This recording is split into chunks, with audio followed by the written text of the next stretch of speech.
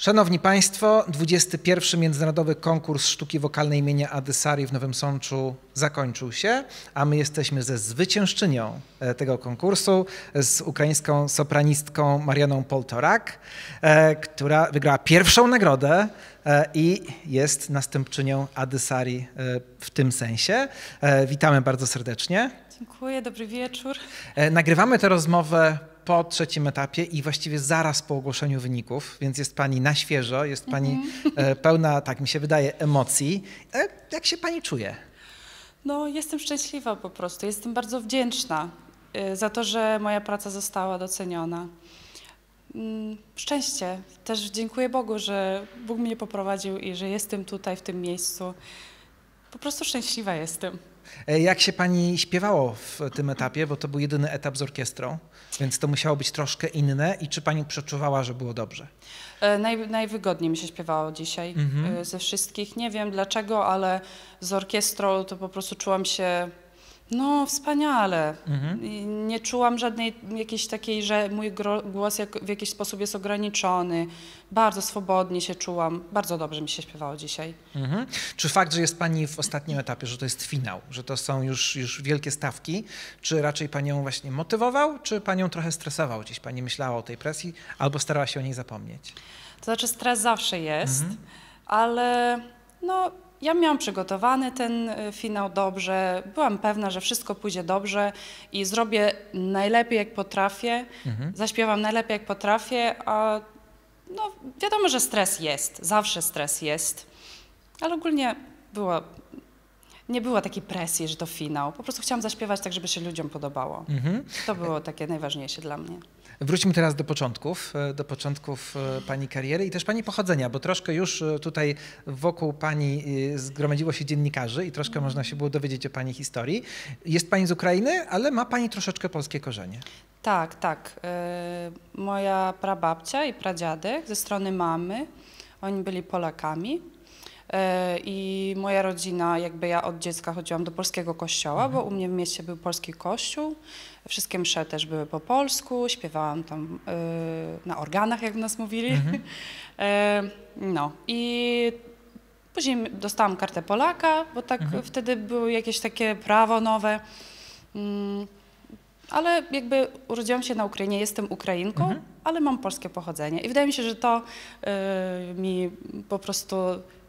Dlatego przyjechałam też do Polski, bo poczułam, chyba moje serce czuło, że tutaj będzie też dobre miejsce dla mojego rozwoju. Jak długo Pani jest już w Polsce?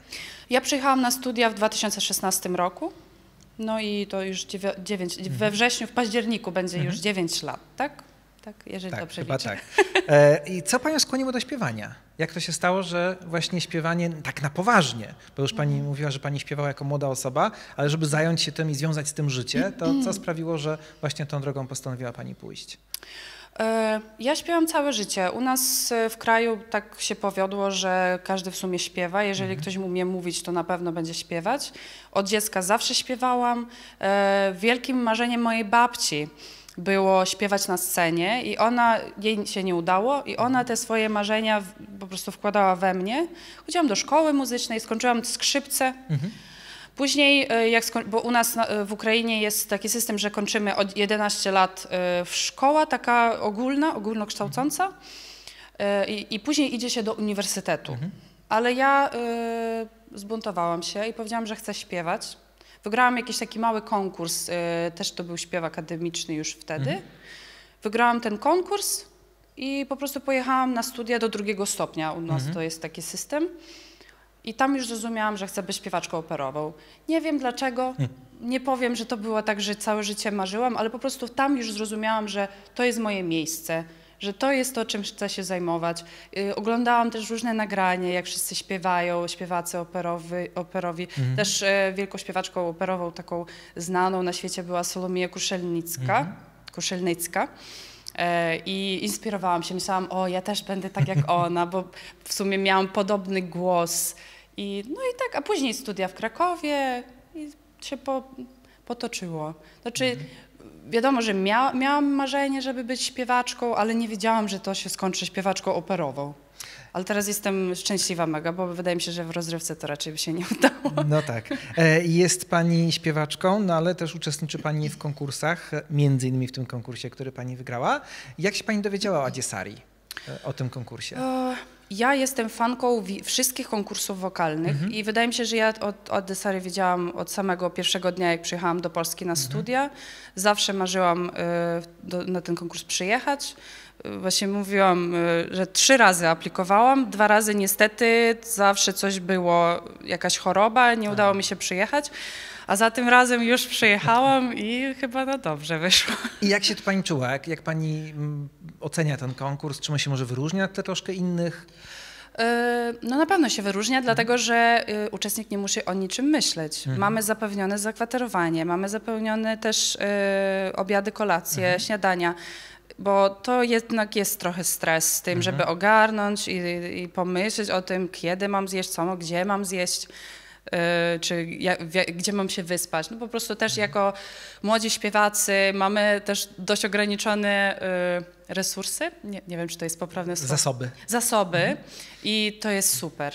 Także ja jestem bardzo zadowolona, też cała ekipa konkursu, wszyscy byli bardzo pomocni. Każde pytanie, które miałam, zawsze było rozwiązane, zawsze było gdzie się rozśpiewać, co jest bardzo ważne. Także dla mnie ten konkurs to jest, no na pewno teraz jak już wygrałam, to w ogóle będzie jeden z ulubionych na pewno, jak nie ulubiony. A jeśli chodzi o zasady tego konkursu, Mozart w pierwszym etapie, później musi być utwór polskiego kompozytora, musi być też utwór współczesny. Jak w takim doborze się pani odnajdywała? No, powiem tak, że Mozarta śpiewać jest trudno, zwłaszcza mój głos jest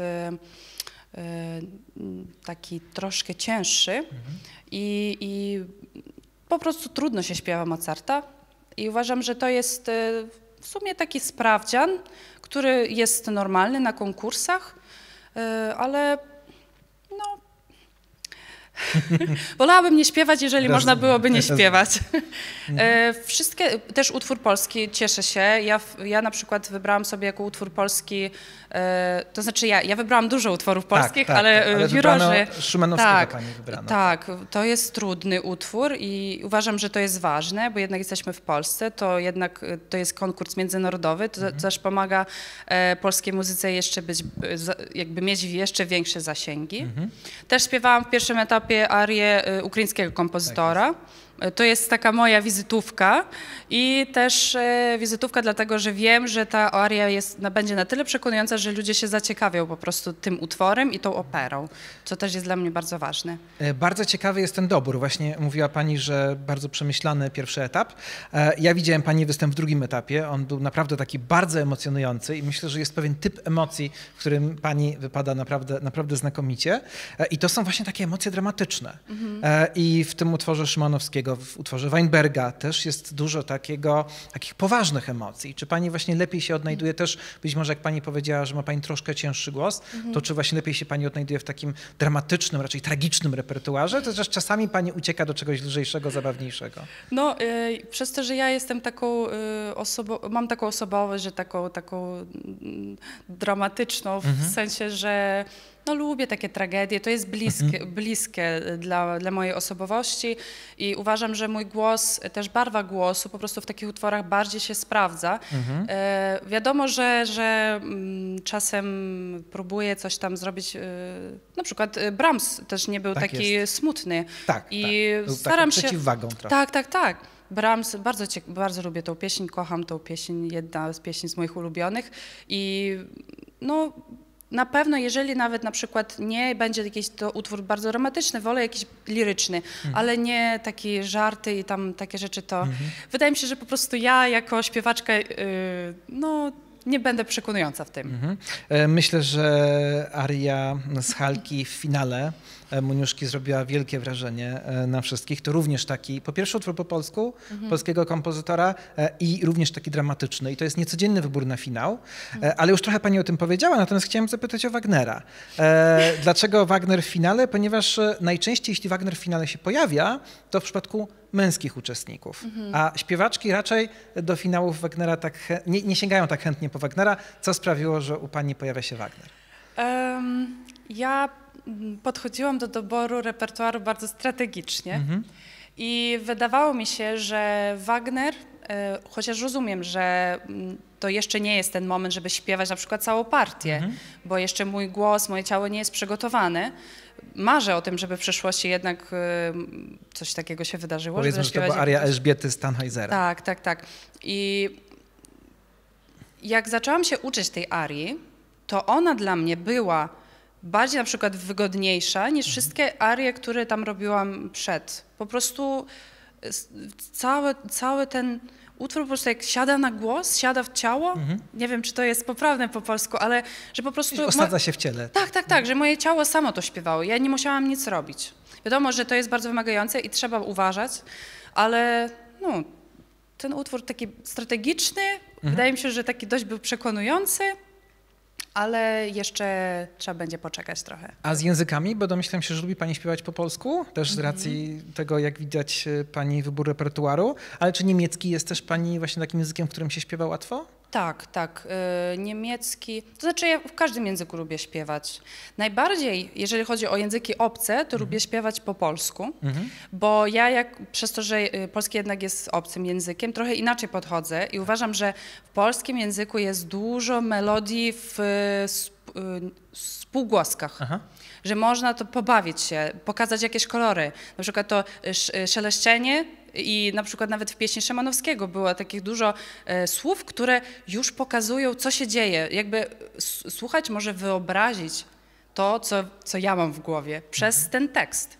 I to jest bardzo ważne. Także po polsku lubię śpiewać, bo jest dla mnie taki, no powiedzmy, że to jest mój drugi ojczysty język. Rozumiem. Ostatnie pytanie. Czy zwycięstwo w Adiesarii sprawi, że teraz pani będzie troszkę odpoczywać, czy raczej są jakieś intensywne plany na przyszłość? No, chciałabym odpocząć, ale za tydzień mam następny konkurs moniuszkowski w Warszawie, a później Belvedere też.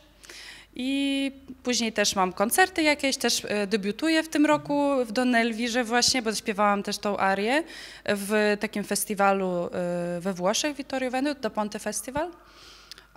No i tam jeszcze dużo różnych rzeczy, także odpoczywać niestety, 2 dni na pewno milczenia, żeby się zregenerować, a później dalej do pracy.